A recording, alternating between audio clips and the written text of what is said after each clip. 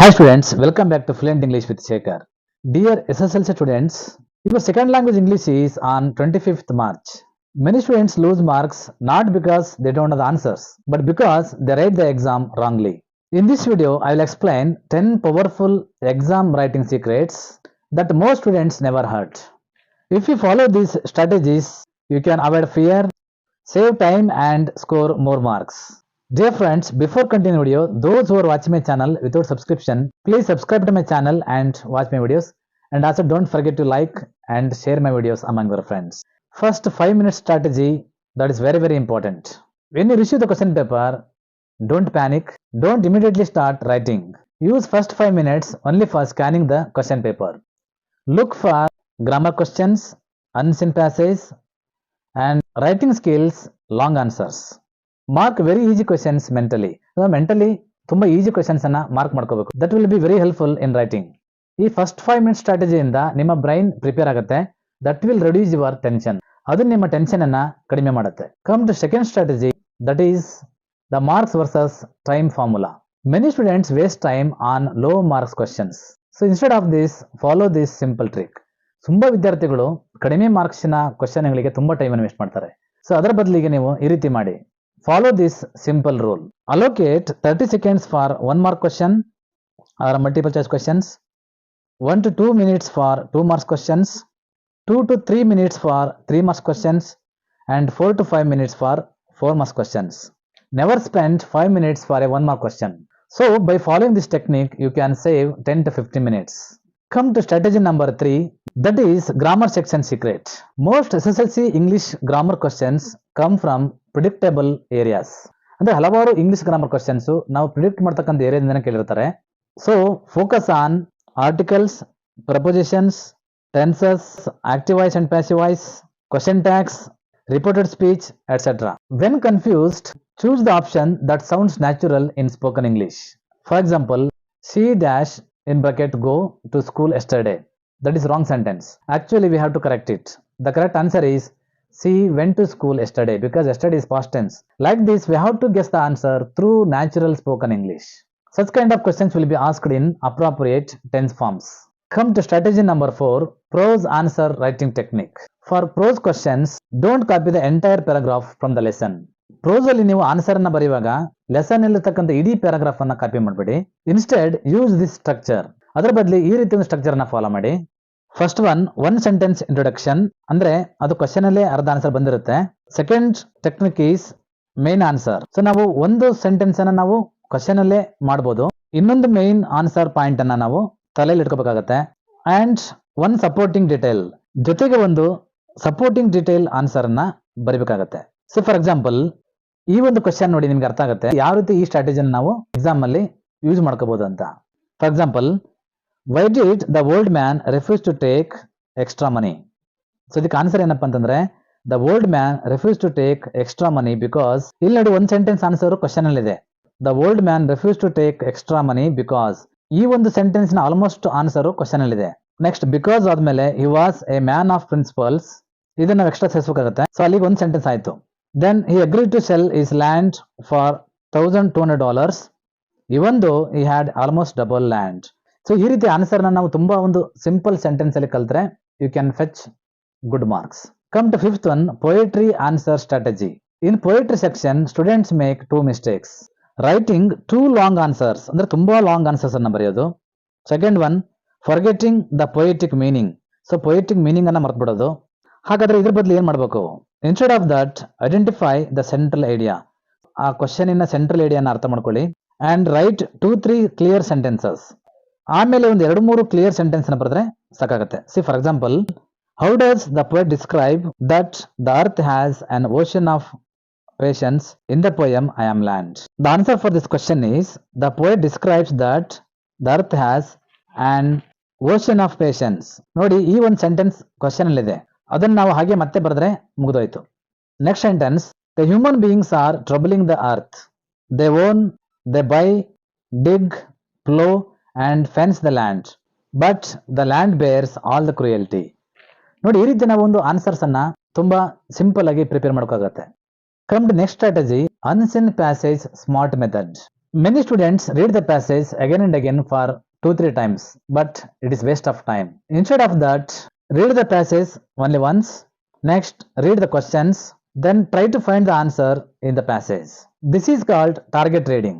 It saves 3-4 minutes. Come to next strategy, that is writing section. Like letter writing, profile writing, essay writing, picture description and story development. Dear students, examiners first check the format, not the content. For letter writing, always follow this structure.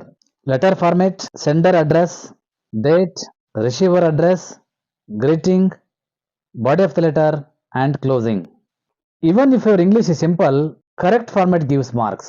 Sometimes ನಮ್ಮ English ತುಂಬ simple ಆಗಿದ್ರು ಕೂಡ correct ಆಗಿ format ಅನ್ನ follow ಮಾಡಿದ್ರೆ ನಾವು full marks ಅನ್ನ ಪಡ್ಕೋಬಹುದು. Come to essay writing. Essay writing format ಅನ್ನು ನೋಡಿ. First introduction, that is for 2-3 sentences. Then come to main idea, that is importance of the topic. Then come to supporting points. Then come to conclusion. The conclusion should be like this. Finish with positive message. Conclusion ಅಲ್ಲಿ ನಾವು positive message ಮೂಲಕ essay writing ಅನ್ನ ಮುಗಿಸ್ಬೇಕಾಗತ್ತೆ.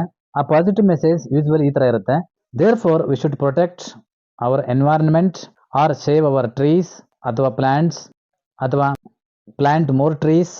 Or else we can also write we should reduce pollution ಅಥವಾ cutting of trees. Or else we can write we should reduce using pesticides, etc. That is depend on the topic. Then come to profile writing. Follow these techniques to write the profile. Start with name. Arrange information logically like name, birthplace, birth date, education, achievement, awards, contributions, and also use linking words. For example, use words like he was born in or he studied at, he was very popular because of ಅಥವಾ he received many awards. ಈ ರೀತಿ ನಾವು sentence ಅನ್ನ clues use ಮಾಡಿಕೊಂಡು ಮಾಡಬೇಕಾಗುತ್ತೆ. Come to picture description. When attending this question, students should ask 5 questions. They are: what is happening in the picture, who is in the picture, where is the scene, when might it be happening, ಈ ದೃಶ್ಯ ಯಾವಾಗ ನಡೀತಿರ್ಬೋದು. So last one, what message does it give, ಇದು ಏನು ಒಂದು ಸಂದೇಶವನ್ನ ಕೊಡುತ್ತೆ. ಈ ಒಂದು ಟೆಕ್ನಿಕ್ಸ್ ಅನ್ನ ಫಾಲೋ ಮಾಡಿದ್ರೆ ಖಂಡಿತ ನಾವು ಈಸಿಯಾಗಿ 3ಕ್ಕೆ 3 ಅಂಕಗಳನ್ನ ಈ ಒಂದು ಕ್ವಶನ್ ಅಲ್ಲಿ ಪಡ್ಕೋಬಹುದು. Next, story development. How to develop the story. See these techniques. Follow the same order as clues. So clues ಹೇಗಿದೆ ಅದೇ ತರ ಆರ್ಡರ್ ನ ಫಾಲೋ ಮಾಡಿ. Use simple past tense. Usually ನಾವು ಸ್ಟೋರಿ ಡೆವಲಪರ್ ಮಾಡುವಾಗ ಸಿಂಪಲ್ ಪಾಸ್ಟ್ ಟೆನ್ಸ್ ಮತ್ತೆ past continuous tense ಅನ್ನ use ಮಾಡ್ತೀವಿ. ಪಾಸ್ಟ್ ಅಲ್ಲಿ ಒಂದು ಆಕ್ಷನ್ ಅಥವಾ ಒಂದು ಘಟನೆ ನಡೀತಾ ಇರುವಾಗ ನಾವು ಪಾಸ್ಟ್ ಕಂಟಿನ್ಯೂಸ್ ಟೆನ್ಸ್ ಯೂಸ್ ಮಾಡ್ತೀವಿ. ಅದು ಬಿಟ್ಟರೆ ನಾವು ಯೂಶುವಲಿ ಸಿಂಪಲ್ ಪಾಸ್ಟ್ ಟೆನ್ಸ್ ಅನ್ನ ಸ್ಟೋರಿ ಡೆವಲಪ್ಮೆಂಟ್ ಅಲ್ಲಿ ಯೂಸ್ ಮಾಡ್ತೀವಿ. ಜೊತೆಗೆ add 1 or more small details. ಹಾಗೆ ನಾವು ಕೆಲವು ಸ್ಮಾಲ್ ಡೀಟೇಲ್ಸ್ ಅನ್ನು ಕೂಡ ಆಡ್ ಮಾಡ್ತಾ ಹೋದ್ರೆ ಸ್ಟೋರಿ ಡೆವಲಪ್ ಆಗುತ್ತೆ. ಫೈನಲ್ ಆಗಿ ಈ ಸ್ಟೋರಿ ಯಾವ ಮೆಸೇಜ್ ಅನ್ನ ಕೊಡುತ್ತೆ ಅನ್ನೋದನ್ನ ನಾವು ಮೆಸೇಜ್ ಅಂತ ಹಾಕ್ಬಿಟ್ಟು ಆ ಸ್ಟೋರಿಯಿಂದ ನಮಗೆ ಸಿಗ್ತಕ್ಕಂಥ ಮೆಸೇಜ್ ಅನ್ನ ಬರೀಬೇಕಾಗತ್ತೆ. Come to the next strategy, that is handwriting psychology. Dear friends, handwriting ವಿಚಾರದಲ್ಲಿ ನಾವು ಎಕ್ಸಾಮಿನರ್ಸ್ ಸೈಕಾಲಜಿನ ಅರ್ಥ ಮಾಡ್ಕೋಬೇಕು. ಯಾಕೆಂತಂದ್ರೆ examiners check hundreds of answer papers. Examiners ಅಥವಾ ಇವ್ಯಾಲ್ಯುವೇಟರ್ಸ್ ನೂರಾರು ಆನ್ಸರ್ ಪೇಪರ್ಸ್ ಅನ್ನ ಇವ್ಯಾಲ್ಯುವೇಟ್ ಮಾಡಬೇಕಾದ್ರಿಂದ if your answer paper is clean, neat, maintains proper spacing, ಅಂದ್ರೆ ನೀವು ಆನ್ಸರ್ ಪೇಪರ್ನ ತುಂಬಾ ಕ್ಲೀನ್ ಆಗಿ ಯಾವುದೇ ಚಿತ್ತುಕಾಟಿಲ್ಲದೆ ತುಂಬಾ ನೀಟಾಗಿ ಬರೆದ್ರೆ, ಹಾಗೆ ಪ್ರಾಪರ್ ಸ್ಪೇಸಿಂಗ್ ಅನ್ನ ಮೇಂಟೈನ್ ಮಾಡಿದ್ರೆ, ಹಾಗೆ ಆದಷ್ಟು ಲೆಜಿಬಲ್ ಹ್ಯಾಂಡ್ ರೈಟಿಂಗ್ ಇದ್ರೆ examiner reads it comfortably. This creates a positive impression. Remember, bad handwriting can reduce marks indirectly. So ನಿಮ್ಮ ಕೆಟ್ಟ ಹ್ಯಾಂಡ್ ರೈಟಿಂಗ್ ಇಂಡೈರೆಕ್ಟ್ ಆಗಿ ನಿಮ್ಮ ಮಾರ್ಕ್ಸ್ ಅನ್ನ ರೆಡ್ಯೂಸ್ ಮಾಡುತ್ತೆ. 9th one, the underline technique.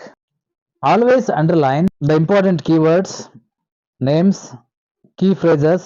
ಯಾವಾಗಲೂ important keywords ಅನ್ನ underline ಮಾಡಿ. ಅಲ್ಲಿ ಬರ್ತಕ್ಕಂಥ ನೇಮ್ಸ್, ಕೀ ಫ್ರೇಸಸ್ ಅಂದ್ರೆ 2-3 ವರ್ಡ್ಸ್ ತುಂಬಾ ಇಂಪಾರ್ಟೆಂಟ್ ಇರೋನ್ನ ಅಂಡರ್ಲೈನ್ ಮಾಡಿದ್ರೆ ಎಕ್ಸಾಮಿನರ್ಸ್ ತುಂಬಾ ಬೇಗ ನಿಮ್ಮ ಆನ್ಸರ್ ಅನ್ನ ಫೈಂಡ್ ಔಟ್ ಮಾಡಿ ಸರಿ ಇದ್ರೆ ಮಾರ್ಕ್ಸ್ ಕೊಡ್ತಾರೆ. Come to last strategy, the final 5 to 10 minutes revision.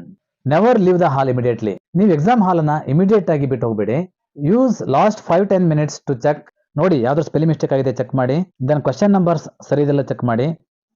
ಏನಾಗುತ್ತಂದ್ರೆ ತುಂಬಾ ಜನ ಕ್ವಶನ್ ನಂಬರ್ ಅನ್ನ ಉಲ್ಟಾ ಪಲ್ಟಾ ಬರೀತಾರೆ, ಆವಾಗ 2 ಕ್ವಶನ್ ಮಾರ್ಕ್ಸ್ ಕೂಡ ಹೋಗುತ್ತೆ. ಹಾಗಾಗಿ ಕ್ವಶನ್ ನಂಬರ್ಸ್ ಅನ್ನ ಯಾವತ್ತು ರಾಂಗ್ ಆಗಿ ಹಾಕ್ಬೇಡಿ. ಅದೇ ತರ ಮಿಸ್ಸಿಂಗ್ ಆನ್ಸರ್ಸ್ ಅನ್ನ ಚೆಕ್ ಮಾಡಿ. ಕೊನೆ ಮೂಮೆಂಟ್ ಬರೀಬೇಕಂತ ಬಿಟ್ಟಿದ್ರೆ ಒಂದ್ ವೇಳೆ ಅವನ್ನ ಬೇಗ ಅಟೆಂಡ್ ಮಾಡಿ. ಹಲವಾರು ವಿದ್ಯಾರ್ಥಿಗಳು 2-3 ಅಂಕಗಳನ್ನ ಕ್ವೆಶ್ಚನ್ ನಂಬರ್ ರಾಂಗ್ ಹಾಕಿದ್ರಿಂದನೇ ಕಳ್ಕೊಳ್ತಾರೆ. So don't do that mistake. Remember one thing, you don't need perfect English to pass the SSLC exam. You only need ಅಂದ್ರೆ ನಿಮಗೆ ಬೇಕಾಗಿರೋದು clear answers, correct format, good time management, that is most important. If you stay calm and follow these strategies, you can definitely score good marks in English. So best wishes from my side for all SSLC students. Study well, stay confident and believe in yourself. You can do it. Thank you for watching. See you in the next video.